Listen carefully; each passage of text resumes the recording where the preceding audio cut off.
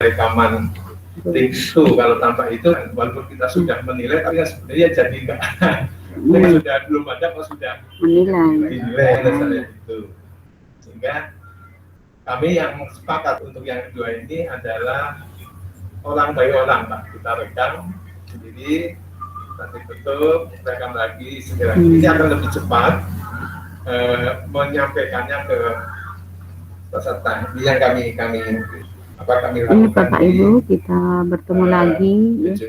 Silakan untuk yang selanjutnya harus ya jangan lupa untuk menutup saya Bu merekam dan menutup gitu. Tapi tentunya dengan koordinasi kami pun juga sampaikan ke mahasiswa tolong kalau misalnya mendengarkan kami diingatkan jika itulah bisa berjalan dengan baik. Silakan Bapak Ibu, ini ada satu hal ya, yang presentasi bisa menjawab. Ini juga saya alami. Saya sinkron tanggal 17, tetapi sampai sekarang rekaman juga belum bisa di download. Ada satu Pak. Barangkali instruktur lain juga mungkin ada yang mengalami. Sama. Sebenarnya kalau di downloadnya karena harus dalam masuk LMS kan harus menggunakan format yang share link dan untuk over apa Bapak Ibu ini selanjutnya siapa ya orang banyak gitu ya Pak untuk ya. Bisa saya Bu Pak Nofri Bu mungkin nanti Mas Andi bisa memberikan solusi. Silakan Bapak Ibu yang Pak ini. Memang kalau Pak Nofri atau durasi 2-3 jam. Saya Bu. Silakan Pak. Nggih Bu, mulai Bu. Tuh, sementara saya tutup dulu speakernya ya Pak ya biar nggak terganggu dengan suara yang di sini. Silakan. Nggih Bu. Sementara itu Pak. Tolong jangan lupa ya Pak menyebut nama supaya untuk identitas nanti rekamannya. Nggih Bu. Silakan Pak Nofri.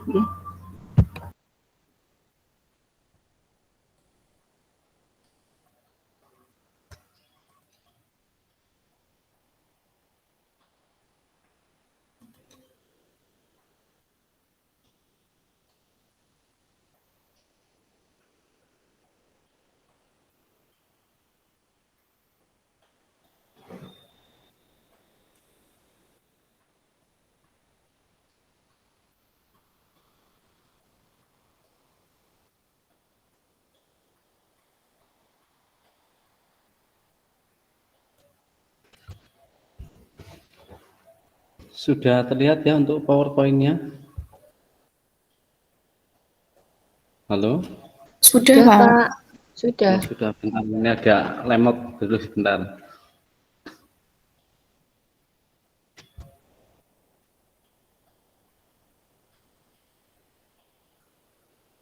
Ada error, sebentar.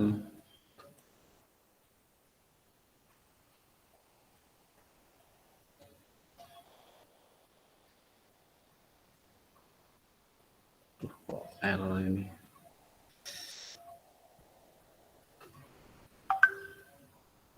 Belum dimaksimalkan, bentar. Belum saya mulai dulu.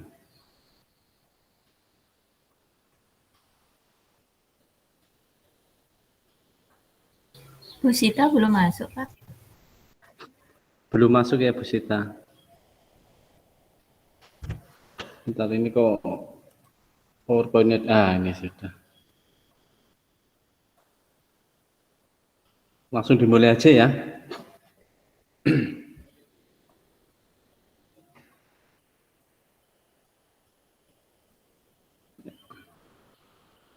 Oke, perkenalkan sebelumnya.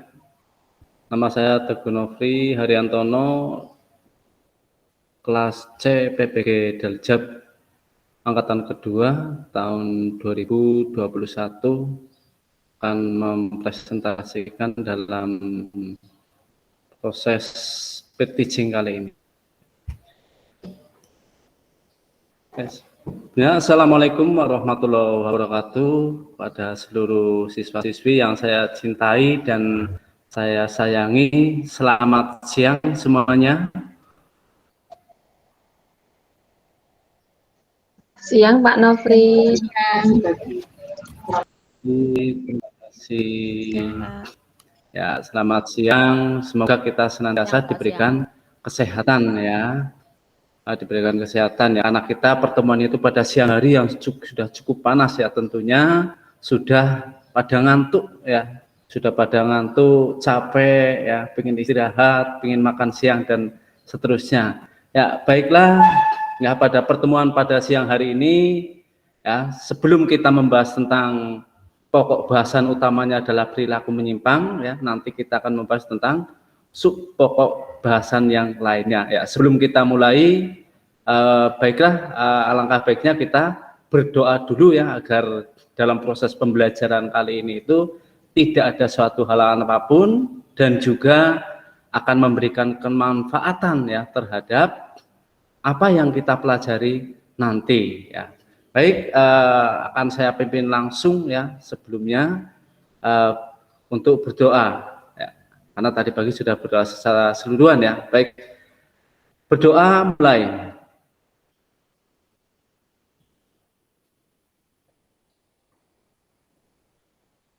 Ya, berdoa selesai. Baik, sebelum kita memasuki ke materi pembelajaran kali ini ya, akan saya absen dulu. Hasnita ada ya? Hadir, Pak. Oh, hadir. Desi hadir. Oh, hadir. Hadir, Pak. Ayo hadir. Hadir Pak. Hadir. Tendi dan Aulia hadir enggak ini ya? Kok dari tadi belum kelihatan di laptop saya ini ya, di Jimit ini. Halo, untuk Tendi dan Aulia. Sepertinya ini lagi ke kamar mandi mungkin ini ya. Kemudian siapa lagi? Hesti sudah, Swita sudah. Atik ada Atik? Hadir Pak Nofri, Oh, siap. hadir ya, Bu.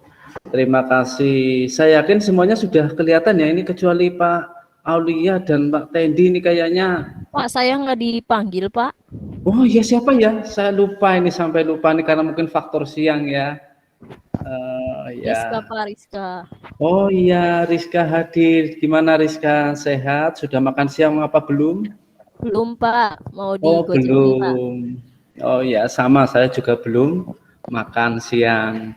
Oke, baiklah ya, kita langsung saja ya. Saya yakin nanti jangan lupa di chat ya, Tendi sama Aulia yang mungkin belum hadir atau mungkin masih di kamar mandi ya. Baik, untuk pertemuan kali ini kita akan membahas. Oh ya, ini Tendi ya. Aulia Pak. Oh Aulia ya, selamat datang Aulia. Oke, Aulia sudah datang, sudah masuk ya, bergabung ya. Semoga tidak ada halangan dengan jaringan ya, tidak bermasalah dengan jaringan. Baiklah, untuk menyingkat waktu ya, karena kita pertemuannya juga terbatas ya, kita hanya nanti harus bergantian dengan mapel yang lainnya. Pada pembahasan yang sebelumnya, aduh maaf ini tayangannya kayaknya agak bermasalah ya. Halo? Kelihatan kok Iya Pak. Pak, kelihatan. Oh, kelihatan kok, di Pak. sini.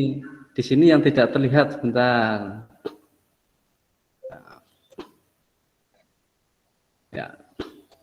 Ya, baiklah, pada materi tentang pokok bahasan utama kita itu adalah perilaku menyimpang ya. Tentunya masih ingat ya tentang perilaku menyimpang itu ya. Yaitu dengan sebuah bahasan yang sebelumnya sudah kita bahas, yaitu mengenai definisi perilaku menyimpang. Kemudian yang kedua yaitu ciri-ciri perilaku menyimpang. Kemudian yang ketiga penggolongan perilaku menyimpang. Dan yang keempat yaitu akibat-akibat yang timbul dari perilaku menyimpang. Nah, pada pokok bahasan kali ini ya tentunya itu masih bersambung ya dari materi yang sebelumnya ya, 4 sebuah bahasan sebelumnya, yaitu definisi, ciri, ya penggolongan, sampai dengan akibat-akibat yang timbul dari perilaku menyimpang. Nah, pada pokok bahasan saat ini yaitu tentang teori penyimpangan, ya, teori penyimpangan. Atau mungkin sebelum saya lanjutkan, ada yang mau ditanyakan atau mungkin belum jelas ya dari pokok bahasan yang sebelumnya sudah kita bahas. Ada mungkin? Kalau tidak ada, berarti sudah saya anggap sudah memahami dengan baik. Oke, langsung saja kita ke materi berikutnya, yaitu tentang teori penyimpangan. Nah, di sini teori penyimpangan itu ada 9 ya. Yang pertama adalah teori differential association oleh Edwin Sutherland. Kemudian yang kedua, teori labeling ya oleh Edwin Lemert. Kemudian yang ketiga, teori anomi dan kesempatan menurut Robert Camerton. Kemudian yang keempat, teori fungsi ya menurut atau oleh Emil Durkheim. Kemudian yang kelima, teori konflik ya dari Karl Marx. Kemudian yang keenam, teori biologis. Kemudian yang ketujuh yaitu teori psikologis ya dari Sigmund Freud ya. Kemudian yang kedelapan, teori sosialisasi, dan yang kesembilan, teori transmisi budaya. Baiklah, sebelum kita bahas satu persatu, mungkin ada yang sudah tahu atau sudah membaca di buku LKS atau di buku paket ya, tentunya sudah membaca sehingga nanti apabila ada kesulitan-kesulitan atau kurang memahami kaitannya dengan pengertiannya atau mungkin kaitan dengan contoh-contoh, nanti boleh ditanyakan ya kalau misalkan belum memahami dengan baik. Oke, yang pertama tentang teori differential association oleh Edwin Sutherland ya. Di sini dikatakan bahwa penyimpangan pada differential association ya, atau dalam kata lain itu adalah karena adanya suatu pergaulan yang berbeda ya, pergaulan yang berbeda. Nah, penyimpangan dipelajari itu melalui proses alih budaya atau cultural transmission ya, di mana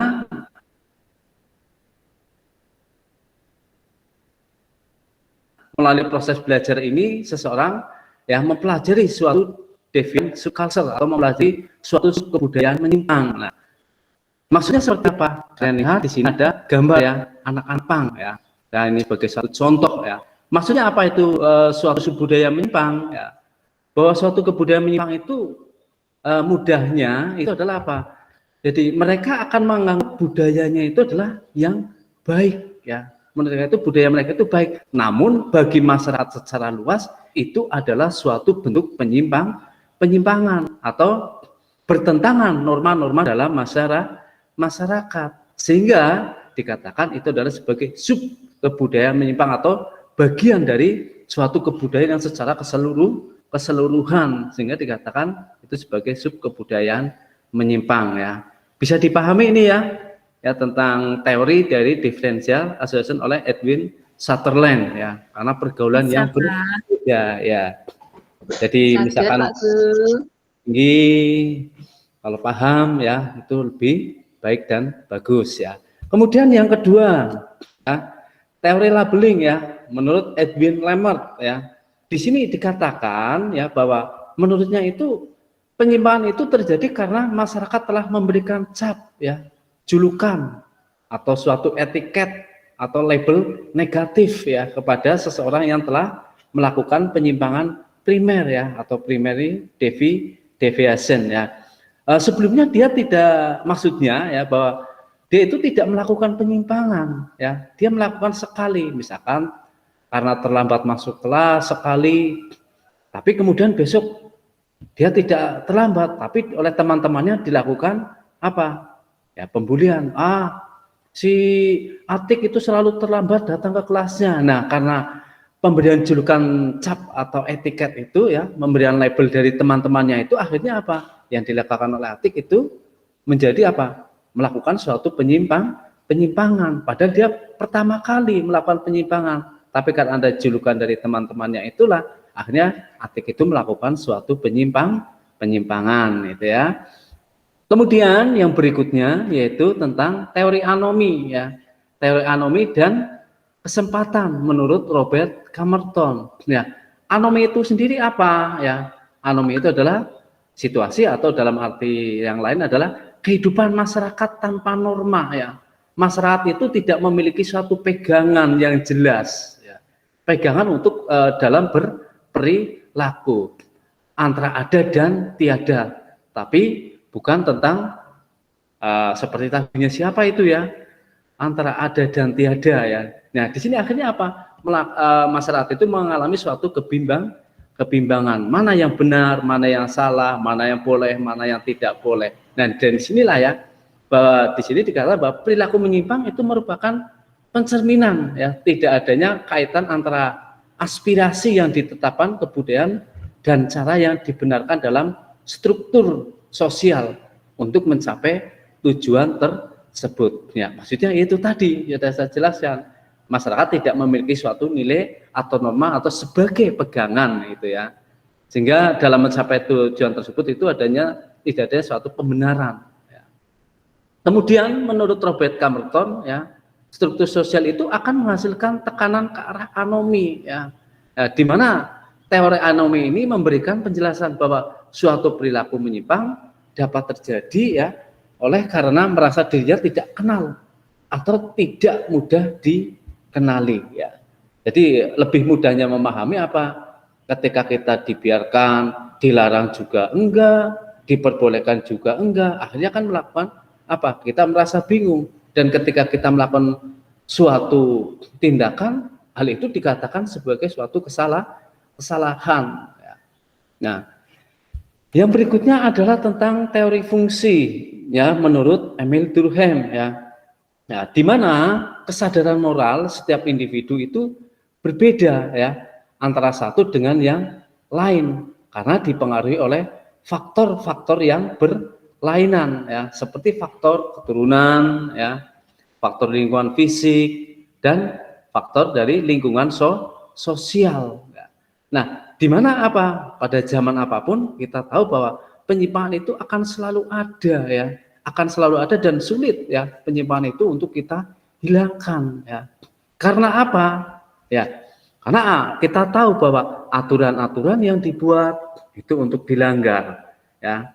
Ketika terjadi keteraturan sosial, maka akan terjadi suatu pelanggaran kembali. Dengan kata lain bahwa apa? Disitulah ya bahwa penyimpangan itu akan selalu kita temukan. Tinggal bagaimana ya besar kecilnya penyimpangan itu ya. Besar penyimpangan itu termasuk dalam bentuk penyimpangan yang mana? Apakah penyimpangan dalam arti kejahatan ya, dalam arti sebelumnya ada penyimpangan seksual, apakah itu penyimpangan dilakukan oleh individu atau mungkin juga dilakukan secara berkelompok ya. Nah, kemudian yang berikutnya tentang teori konflik ya menurut Karl Marx ya. Nah, Karl Marx di sini mengatakan bahwa teori konflik itu adalah pendekatan ya terhadap penyimpangan yang paling banyak diaplikasikan kepada kejahatan ya, memang lebih cenderung pada kejahatan ya, walaupun banyak juga digunakan dalam bentuk-bentuk penyimpangan yang lainnya ya, seperti hanya penyimpangan seksual. Loh, kenapa penyimpangan seksual kok bisa dikatakan karena konflik? Ya, karena keharmonisan rumah tangga, misalkan suami penyelewangan, selingkuh dengan orang lain, ya. Katanya rumput tetangga itu lebih hijau, lebih segar. Nah, itu karena apa? Mungkin karena dari suami istri itu tidak seorang istri atau mungkin seorang suami tidak bisa memberikan kebutuhan biologisnya, sehingga dia akan mencari alternatif yang lain ketika untuk memenuhi kebutuhan biologisnya. Nah, kebutuhan-kebutuhan biologis itulah akhirnya kan terjadi suatu konflik. Jadi dari situ kita juga tahu bahwa konflik itu memang lebih mendekatkan kepada kejahatan, tapi bisa kepada bentuk penyimpangan yang lainnya. Nah, teori konflik ini ada dua hal, yaitu konflik budaya dan konflik sosial. Nah, bagaimana dalam konflik budaya? Itu terjadi bila mana dalam suatu masyarakat terdapat sejumlah kebudayaan, ya, budaya khusus seperti apa? Adanya etnis, ada agama, atau mungkin kebangsaan. Nah, dengan kata lain adanya suatu keragaman. Nah, ketika terjadi suatu keragaman, ya, maka di situ akan muncul fanatisme, ya, sikap primordialisme dari masing-masing etnis lah atau agama dari kelompok itu sendiri yang berbeda agama, berbeda budaya, itu akan menyebabkan timbul suatu konflik sosial, konflik yang lebih di latar belakangi karena faktor budaya atau mungkin karena faktor agama atau mungkin masalah ideologi itu bisa terjadi. Kemudian yang berikutnya adalah dalam teori konflik kelas sosial, ya. Di sini yang menolak model kesepakatan, ya, stabilitas dan integrasi sosial dalam menyikapi nilai-nilai tertentu, ya. Misalkan apa? Kita bisa mengambil contoh, ya, konflik misalkan antara majikan dengan buruh, ya. Kita tahu setiap kali perayaan May Day, ya, Hari Buruh, ya, setiap 1 Mei pasti ada suatu demonstrasi, ya, bagaimana tuntutan dari para buruh itu terhadap baik itu upahnya, ya, tentang kesejahteraannya, bagaimana hak-haknya yang selalu cenderungnya dirugikan, ya, yang diuntungkan adalah para pemilik perusahaan itu sendiri. Nah, itu, ya, sehingga terjadi suatu konflik antar kelas sosial. Ya, inilah, ya, yang akhirnya menimbulkan suatu penyimpangan dengan cara melakukan demo yang kemudian berujung kepada tindakan anarkis. Nah, tindakan anarkis inilah yang menjadikan sebuah penyimpangan karena itu bertentangan dengan nilai dan norma. Ya, mungkin sampai sini dulu. Ada yang mau ditanyakan sebelum saya lanjutkan kepada teori yang berikutnya? Ya, ayo mungkin, atau mungkin Hasnita, Desi, atau mungkin sudah bisa dipahami. Halo? Mau tanya, Pak. Silakan. Dengan siapa ya? Ayu, Pak. Oh, Ayu. Ya, ini Ayu yang kelihatan denok deblong, ya. Silakan, Ayu.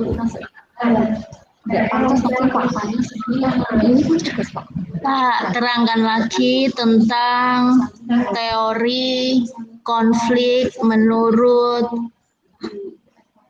yang kedua tadi loh, Pak. Siapa, saya lupa namanya. Coba, Pak. Yang Kalmar, ya? Sebelum Kalmar, sebelum yang di layar ini, Pak. Siapa tadi? Mohon slide-nya. Oh, yang fungsi. Ya. Emil Durkheim. Oh, nah, iya. Kelihatan, ya, yang mana? Oke, misal, Pak, perilaku menyimpang itu terjadi karena lingkungan fisik, Pak. Contoh realnya apa, Pak? Ya, baik. Karena lingkungan fisik itu kan kita tahu, ya, bahwa lingkungan fisik itu kan lebih cenderung kepada lebih cenderung pada tempat tinggal, ya. Misalkan mereka yang berada di pantai, mereka yang berada di dataran rendah, kemudian ada yang di dataran tinggi. Nah, kebiasaan-kebiasaan atau kepribadian itu, ya, kepribadian yang dimiliki oleh masing-masing masyarakat itu kan berbeda, ya.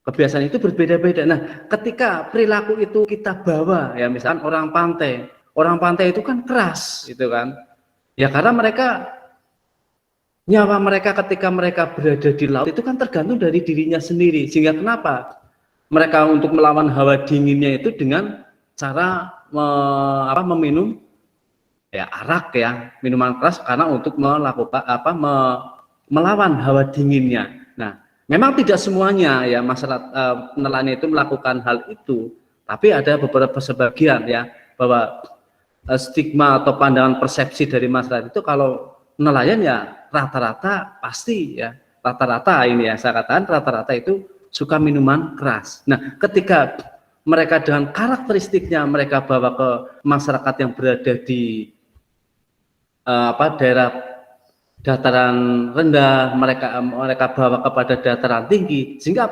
budayanya itu kan sangat berbeda, dan itu dianggap sebagai sebuah penyimpangan. Karena apa penyimpangannya? Ya karena perbedaan lingkungan fisik, dan lingkungan fisik itu kemudian dibawa ya menjadi sikap yang mereka bawa itu sebagai bentuk sikap primordialisme, bahkan akan mengarah kepada sikap etnosentris. Ya, orang yang berada di pantai itu membawa, ya saya budaya sendiri, saya bawa ke sana juga nggak masalah. Ya, akhirnya oleh masyarakat yang berada di daerah pegunungan atau dataran tinggi itu dianggap sebagai sebuah penyimpangan. Seperti itu, ayo. Atau mungkin ada temannya yang mau Ya, mencoba Pak. menjawab. Terima kasih. Jangan. Oke, kalau tidak ada, saya lanjutkan ya. Tadi sampai dengan teori dari Karl Marx ya. Sekarang kita akan ke teori biologis ini. Nah, menurut teori ini kebanyakan perilaku menyimpang disebabkan oleh adanya faktor biologis seperti cacat fisik ya, cacat mental yang parah mungkin ya, yang tidak memungkinkan seseorang dapat diharapkan untuk bersikap dan bertingkah laku seperti orang yang sempurna dan normal. Makanya di sini saya contohkan orang yang punya cacat bawaan yang permanen dapat juga menjadi seorang melakukan penyimpangan sebagai bentuk kompensasi ya dari kenyataan yang ada dalam dirinya. Misalkan biasanya kan kalau masyarakat pada umumnya ketika melihat orang yang punya cacat itu orang akan cenderung ya menjauhi orang tersebut dan juga akan membuli ya. Nah, atau mungkin menghakimi ya, membanding-bandingkan dengan yang sempurna. Nah, ketika itu terjadi, maka akan orang yang punya cacat bawaan itu akan melakukan sebuah pemberontakan. Nah, pemberontakan itu akhirnya melakukan apa? Mungkin sampai terjadi perkelahian, ya, bahkan mungkin sampai terjadi suatu tindakan, yaitu seperti pembunuhan. Nah, tindakan yang dilakukan itu apa? Berarti kan itu melakukan sebuah penyimpangan karena bertentangan dengan norma-norma yang ada dalam masyarakat. Nah, atau mungkin juga norma hukum. Nah, makanya penyimpangan yang dilakukan oleh individu tersebut karena atas dasar faktor biologis ya. Karena cacat fisik atau cacat mental yang mungkin parah yang tidak bisa bersikap laku itu sama dengan yang lainnya. Itu ya, bisa dipahami? Oke, berikutnya yaitu teori psikologis menurut Sigmund Freud ya. Ini berkaitan erat dengan teori biologis ya. Ya, tidak bisa kita lepaskan ya bahwa penyakit mental dan gangguan kepribadian berkaitan dengan bentuk perilaku menyimpang. Dalam teori psikoanalisa bahwa jiwa manusia itu ada 3 ya. Id, ego dan super ego. Ya. Itu seperti apa? Ego seperti apa? Dan superego seperti apa? Mungkin ada yang tahu. Ada yang tahu mungkin apa itu, tentunya masih ingat ya. Ini memang tentang psikologi ya, menurut Sigmund Freud ya. Dia sebagai bapak psikologi dunianya dengan psikoanalisanya. Asnita tahu mungkin apa itu ya, manusia itu jiwanya itu terbagi menjadi 3, id, ego dan superego. Menurut Hasnita mana ya jiwa bagian manusia itu yang dikendalikan oleh akal pikiran itu yang mana? Id, ego atau superego? Halo Hasnita. Wah, tidur semua ini, terpesona ini ya. Izin ke belakang mungkin Pak. Oh, lagi ke belakang ya. Desi gimana? Desi, menurut Desi? Ya. Jiwa manusia itu ya, yang Pak. Yang dipengaruhi oleh akal pikiran kita itu yang mana? Ika, ego kah, atau super ego? Mungkin saya beri kesempatan.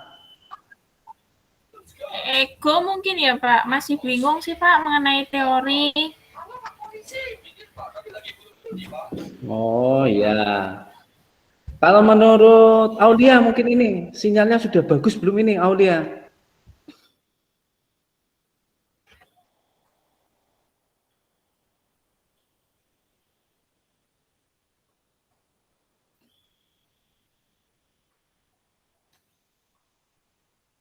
Halo? Oh, bentar, ini kok agak error lagi. Ya, kalau tidak ada, ya, ego ya, itu lebih dikendalikan oleh pikiran. Ego itu lebih dikendalikan oleh perasaan ya. Kemudian superego itu ada dua ya, superego itu dikendalikan oleh baik perasaan juga menggunakan suatu pikiran ya. Oke, yang berikutnya yaitu teori sosialisasi ya. Teori ini mengatakan bahwa ada norma inti ya, norma dan nilai-nilai tertentu yang disepakati oleh segenap anggota masyarakat.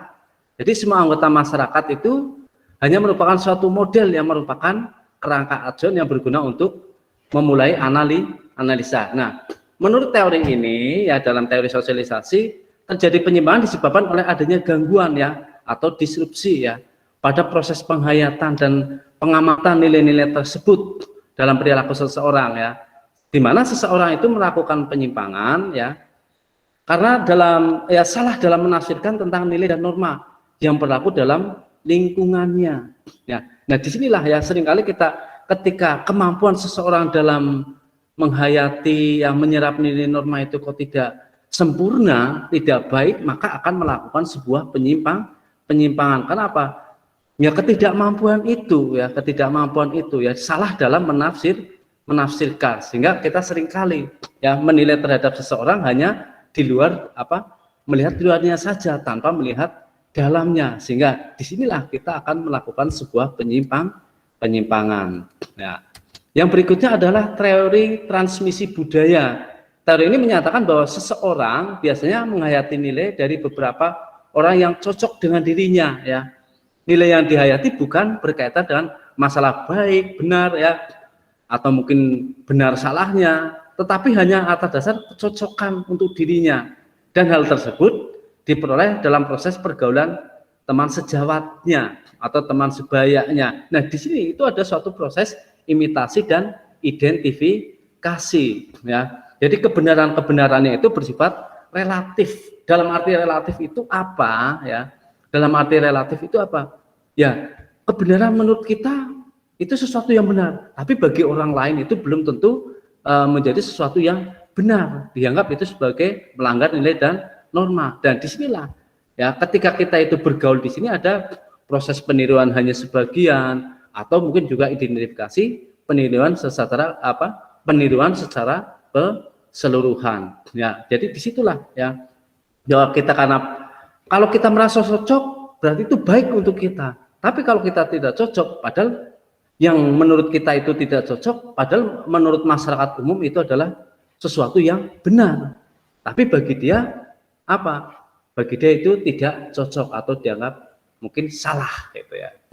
Ya, berikutnya ya, selain teori-teori, sekarang kita akan lihat bagaimana sebab-sebab perilaku menyimpang ya. Yang pertama yaitu sosialisasi yang tidak sempurna, dan yang kedua hasil sosialisasi dari nilai-nilai sub kebudayaan menyimpang. Nah, apa sih yang sosialisasi tidak sempurna ya? Silakan sambil dibaca. Saya akan katakan bahwa intinya ya, bahwa dalam teori ini ya, bahwa penyimpangan ini adalah apa? Ketika seseorang tidak mampu menyerap nilai norma itu dengan baik, maka dia akan melakukan suatu penyimpangan ya, itu sebagai bentuk sosialisasi yang tidak sempurna. Contoh ya, di situ ada contohnya tentang anak sulung ya, yang berperilaku seperti laki-laki, akibatnya sosialisasinya itu tidak sempurna ya, di lingkungan keluarga karena tidak bertindak sebagai ayahnya yang telah meninggal. Nah, contoh yang paling sederhana, ketika di sekolah ya, atau mungkin di rumah, ayo kamu nggak boleh pulang sampai malam, jam sekian harus pulang, tapi ayo melanggar. Nah, berarti apa? Apa yang disampaikan oleh bapaknya atau ibunya itu ayo tidak bisa menerima dengan baik. Ya, berarti dengan kata lain apa? Agen sosialisasinya itu tidak berfungsi dengan baik. Ketika agen sosialisasinya itu tidak berfungsi dengan baik, maka pasti bisa kita akan melihat itu adalah penyimpangan hasil sosialisasi yang tidak sempurna. Karena apa? Pesan yang ingin disampaikan oleh agen sosialisasi itu tidak tercapai, ya, tujuannya tidak tercapai. Oke, itu yang pertama. Yang kedua, ya, hasil sosialisasi dari nilai-nilai subkebudayaan menyimpang ya. Menurut So dan Mickey ya, mengatakan bahwa daerah yang tidak teratur dan tidak ada organisasi yang baik akan cenderung melahirkan daerah kejahatan. Di daerah-daerah yang demikian, perilaku menyimpang dianggap sebagai sesuatu yang wajar, yang sudah tertanam dalam kepribadian masyarakat itu. Nah, dengan demikian, proses sosialisasi tersebut merupakan proses pembentukan nilai-nilai subkebudayaan yang menyimpang. Ya, perlu saya tekankan lagi, subkebudayaan menyimpang. Tadi kita sudah melihat tentang sosialisasi tidak sempurna. Tapi sebelumnya saya ingatkan, sub itu bagian dari kebudayaan menyimpang. Ya, kebudayaan yang menurut kelompok itu baik, tapi tidak untuk masyarakat secara umum. Ya, contohnya membuang sampah di daerah bantaran sungai atau di kawasan kumuh. Atau mungkin ya suatu desa X misalkan masyarakatnya itu sukanya berjudi, main adu jago, judi kartu dan seterusnya. Nah, ketika ada seorang pendatang, nah pendatang itu menjadi penduduk setempat, secara sedikit demi sedikit dia akan terpengaruh dan akhirnya menjadi seorang penjudi pula. Nah, disinilah masyarakat desa X itu sebagai agen sosialisasi, ya, dia berhasil. Karena apa?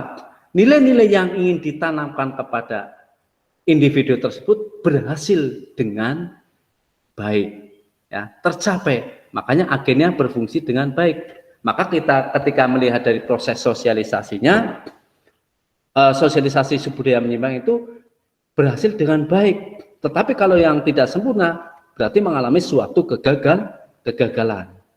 Ya, seperti itu. Mungkin ada yang mau ditanyakan ya, apabila mungkin belum memahami tentang teori dari sosialisasi dan juga sebab-sebab ya, dari sebab-sebab tentang perilaku menyimpang.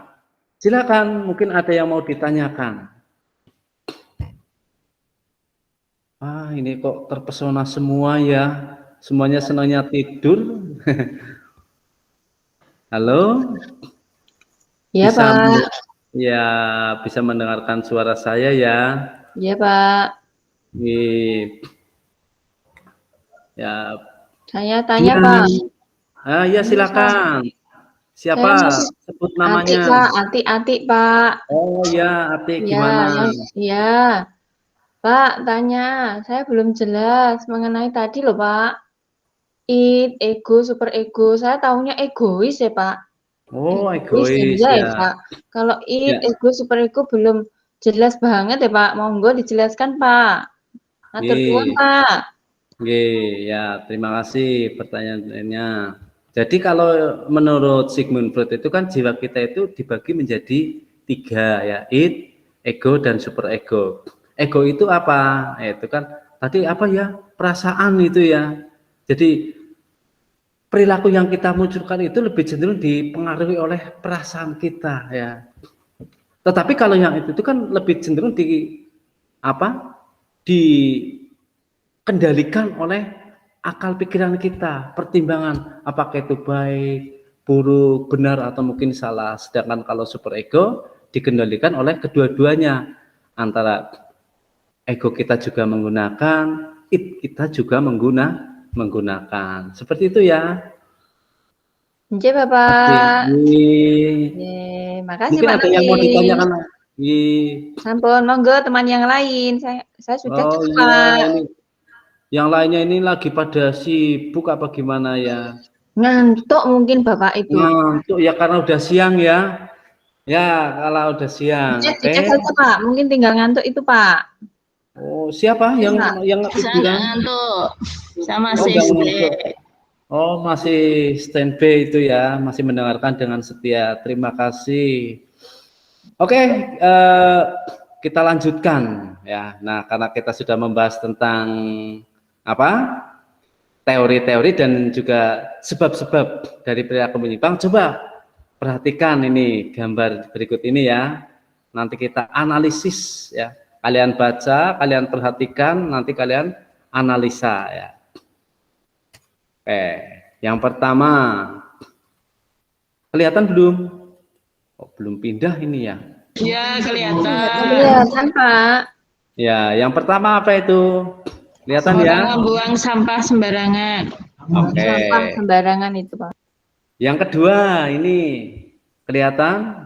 Anak Jepang merokok. Kecil, merokok, Pak, itu, Pak. Nah, setelah tadi kita itu membahas tentang teori-teori penyimpangan dan juga apa? Sebab-sebab dari perilaku menyimpang itu sendiri, dengan memperhatikan dua gambar ini ya. Ini orang sedang membuang sampah di pinggir jalan raya itu ya, dengan santainya. Kemudian yang kedua yaitu ketika itu anak kecil itu ya. Ini karena fenomena di masyarakat kita tahu gitu ya, bahwa anak-anak kecil kita itu ternyata terkontaminasi ya dengan berbagai macam produk rokok yang sangat murah meriah, bahkan sampai ada yang apa ngelinting segala macam itu ya. Nah, untuk itu coba, nah setelah kalian mengamati gambar tersebut, coba kalian dari gambar tersebut itu analisis secara sederhana ya, dari teori penyimpangan mana yang paling tepat ya. Kemudian yang kedua, sebab-sebab dari perilaku menyimpang pada gambar tersebut. Bisa dipahami ya pertanyaannya ya? Silakan untuk didiskusikan dan kemudian dijawab.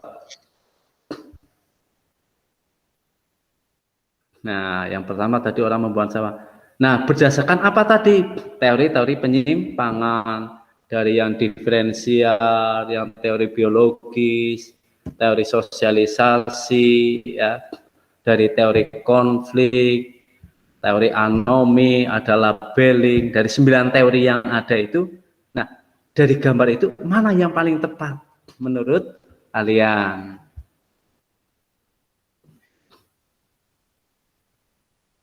Sudah ya? Kalau sudah, saya yakin sekarang saya akan tanyakan kepada siapa ini?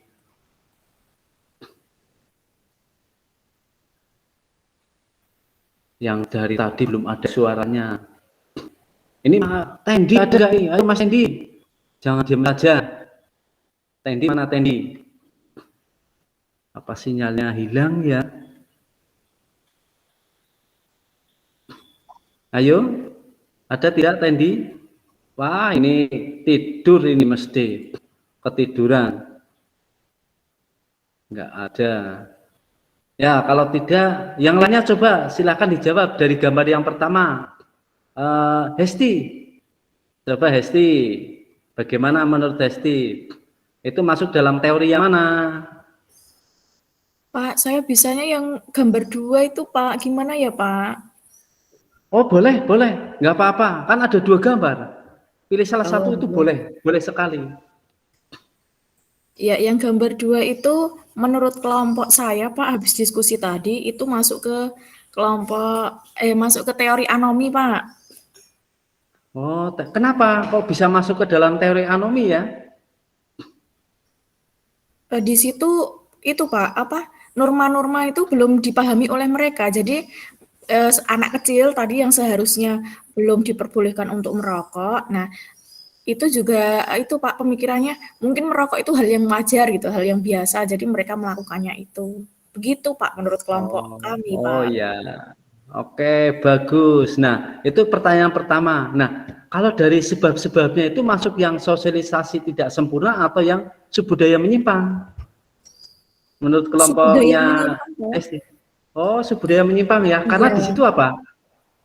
Iya, Pak. Itu kan anak kecil yang seharusnya masih ya masa bermain ya Pak ya, masa bermain terus belum kenal rokok, tapi di situ karena mungkin anak itu bergaulnya itu dengan anak yang salah mungkin ya kebiasaan sehari-harinya merokok jadi ikut-ikutan merokok begitu Pak menurut kelompok kami. Oh iya bagus, itu jawabannya bagus sekali ya. Dengan kata lain, kenapa itu yang subudaya menyimpang? Karena bergaul dengan kelompok-kelompok ya atau orang-orang yang lebih dewasa dan kelompok yang biasa merokok itu kan dikatakan sebagai subkebudayaan menyimpang ya, sehingga apa yang dilakukan oleh anak kecil itu ya penyimpangannya bisa dikatakan sebagai perilaku menyimpang yang disebabkan oleh sosialisasi subkebudayaan menyimpang. Ya, bagus sekali. Coba satu lagi yang gambar itu kelompoknya siapa ini? Dian, ini kelompoknya Dian, silakan. Tadi kelompoknya dia apa? Hesti. Sekarang kelompoknya Dian, coba. Dian itu kan satu kelompok dengan, ya. Belum selesai, Pak. Belum selesai. Aduh, kan satu kelompok dengan si Atik itu ya. Oh, dari tadi kok belum selesai. Iya, Pak, masih Ya, kita mungkin Atik bahas sudah selesai. ini. Iya, Pak. Masih agak-agak pusing ini, Pak. Wah, kan cuma gitu Tapi ya. kalau yang gambar 2 kita sudah ya, Dian ya. Tadi sudah, Pak. Iya, Yang Mbak. gambar 2. Iya. Oh, Coba, sudah. Mbak. Hai, Pak. Ini, Pak. Sama atau beda Kalau yang jawabannya gambar itu? 2 tadi ya sama, tetapi argumennya mungkin beda, Pak. Ini, Pak, pendapat saya, Pak. Ya. Ya, Ya, gimana argumennya? Tadi contohnya yang rokok tadi loh, Pak. Anak-anak itu kan merokok ya, Pak. Selain mungkin melihat temannya yang sudah merokok, mungkin karena melihat tetangga itu, Pak, atau orang tuanya sendiri, Pak. Karena ada juga ya, Pak, saya melihat tetangga saya itu loh, Pak. Tetangga saya itu malah anaknya yang suruh beli rokok. Berarti kan, Pak. Itu gimana ya, Pak? Itu menurut saya, Pak. Oh, iya. Tadi dengan Dian, Dan Pak. alasan Seperti argumennya itu. Oke, Iya. terima kasih Ati. Iya, Pak. Jadi mungkin ada yang menanggapi ya. Tadi dikatakan kalau dari kelompoknya Hesti itu dikatakan itu teorinya teori yang anomi ya, teori anomi. Nah, kalau melihat dari pernyataan ya atau alasannya dari Ati itu, kok orang tuanya malah menyuruh anak. Ya memang seperti itu realnya ya, realitasnya itu memang seperti itu yang terjadi. Anaknya suruh membeli rokok ya, kadang mendapatkan protes dari anaknya, loh bapak ngerokok terus, nanti ibu ikut, nanti saya juga ikut, itu misalkan anaknya. Nah, itu dari situ berarti apa? Secara tidak langsung kita tahu, oh itu juga bisa masuk melalui apa? Teori sosialisasi ya. Jadi tidak hanya kita bisa melihat bagaimana konteksnya ya. Kita bisa melihat dari konteks yang akan kita lihat. Ya, mungkin sampai sini ada yang mau ditanyakan kembali ya. Sebagai ya sebelum kita akhiri ya. Sudah. Sudah semua? Pak. Ampun. Ya, sudah. Oke, kalau sudah tidak ada yang bertanya, berarti saya anggap itu sudah memahami ya, insya Allah ya, sudah menerima dengan baik. Oke, ya, baik pada pertemuan kali ini ya, bahwa kesimpulannya bahwa dalam sosialisasi penyimpangan dalam perilaku menyimpang itu dari 9 teori yang ada, baik menurut Sutherland, Lamott, menurut Merton, ya, Karl Marx, Durkheim, Sigmund Freud, dan teori yang lainnya. Dan kemudian yang kedua tentang sebab-sebab penyimpangan, kita harus memperhatikan dengan baik ya. Dan kata lain, ketika kita ya setelah mempelajari teori ini dan juga sebab-sebabnya, kita bisa mengklasifikasikan, kita bisa menganalisis. Ya, ketika orang melakukan sebuah penyimpangan, kita jangan sekedar menghakimi ya, menghakimi begitu saja. Tetapi kita sebagai seorang sosiologis harus mampu ya menganalisis dengan baik ya, sehingga kita tidak menghakimi begitu saja, namun kita menjadi orang sebagai pemecah masalah, ikut membantu permasalahan-permasalahan yang dialami oleh siapa? Dialami oleh orang-orang yang ada di sekitar kita ya. Jangan sampai kita mempelajari sosiologi malah justru kita melakukan sebuah penyimpangan ya. Tetapi kita bisa menganalisa dengan baik. Oh, ini kalau melihat teori ini saya harus memecahkan masalah dengan seperti ini. Dia melakukan penyimpangan ini, kita lihat latar belakangnya dulu. Jangan langsung mengambil sebuah kesimpulan yang kesimpulan itu bisa saja salah, bisa saja itu benar. Ya, jadi itu ya yang bisa saya sampaikan. Apabila mungkin ada yang belum dipahami, ya boleh nanti kalian itu tanyakan ya, chat baik itu di Classroom atau mungkin di LMS ya, dan boleh juga nanti ditanyakan di lewat WhatsApp. Oke, saya kira itu saja. Terima kasih ya. Mari kita tutup dengan bacaan hamdalah bersama-sama. Alhamdulillah. Terima kasih.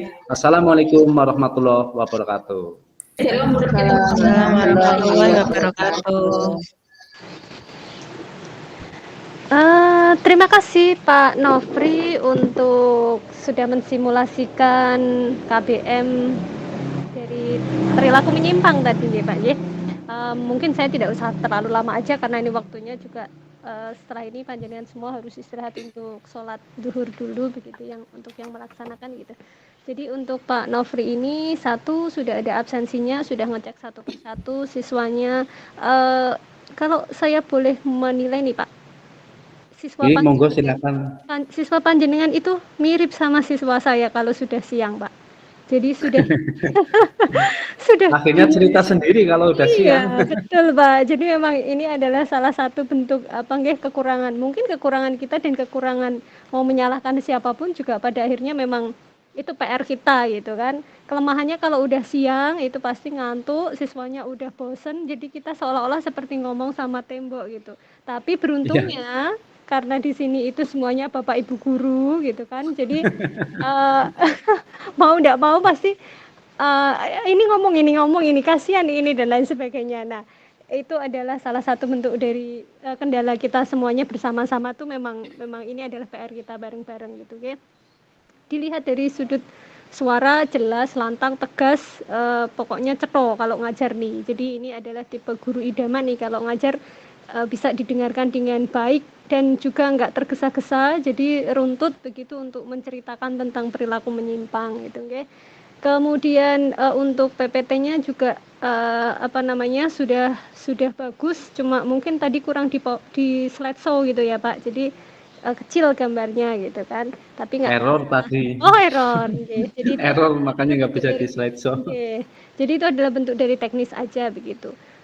Kemudian untuk di situ kan ada mengamati, menanya, mencoba, menalar, mengkomunikasikan 5M, insya Allah tuh semuanya udah ada.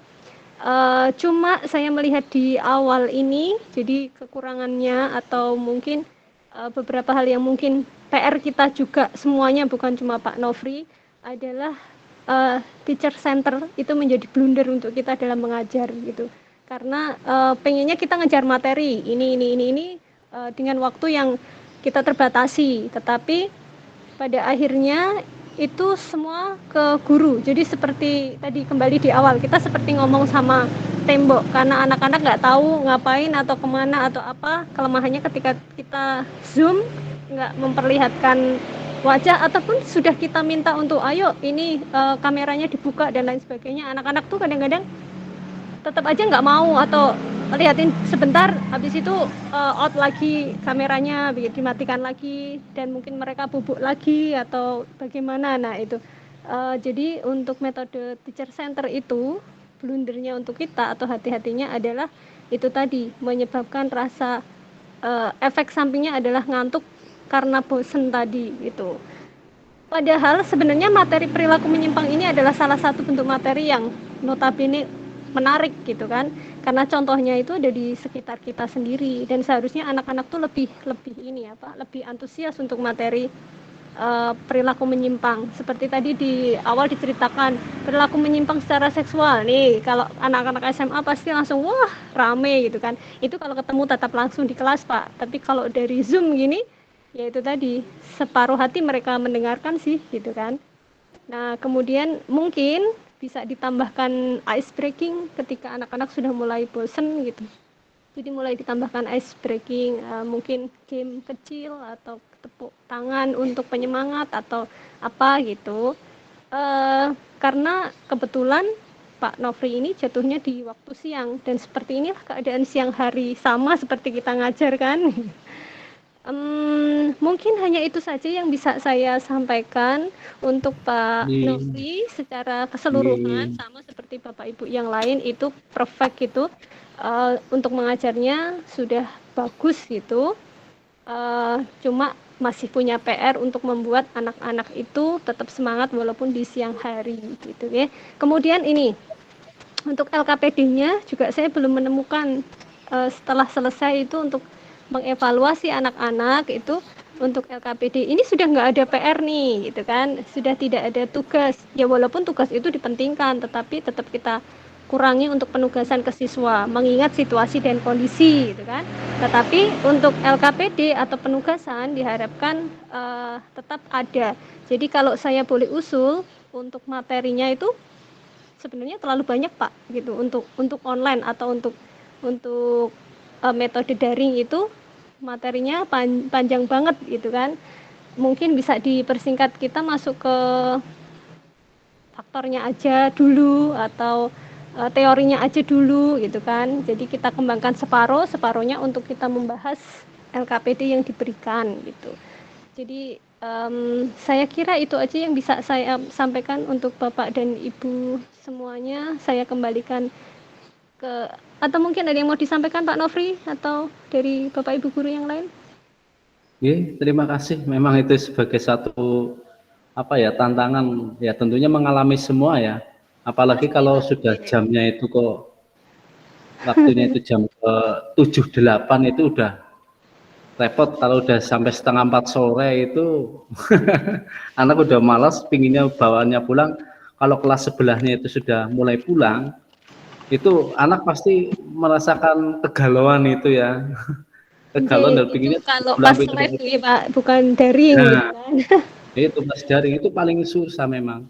Ya memang tentunya di sini kita itu ya saya katakan ya kita belajar bersama-sama ya.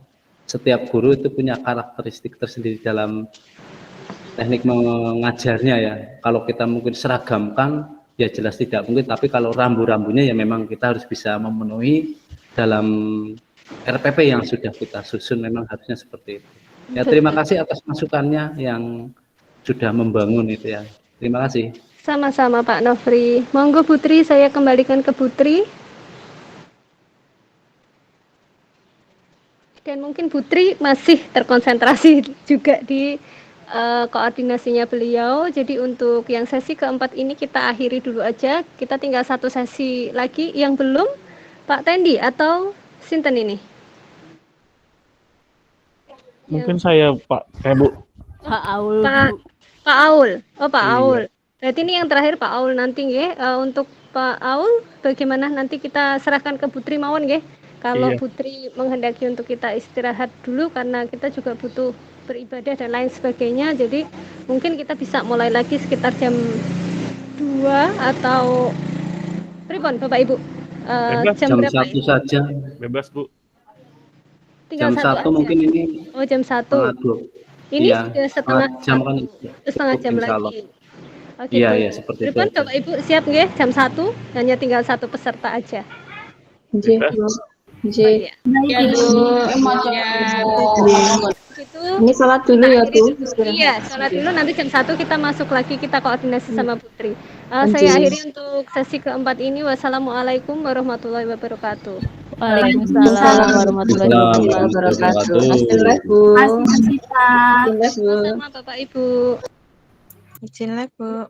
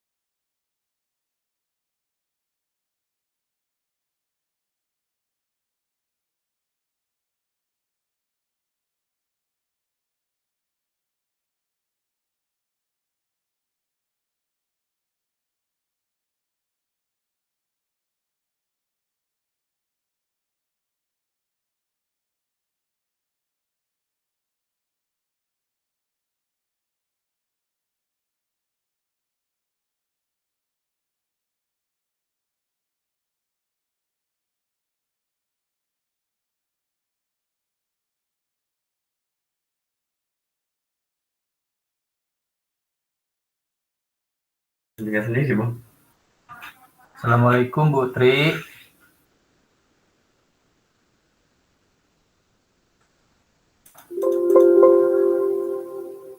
Assalamualaikum Bu. Ibu.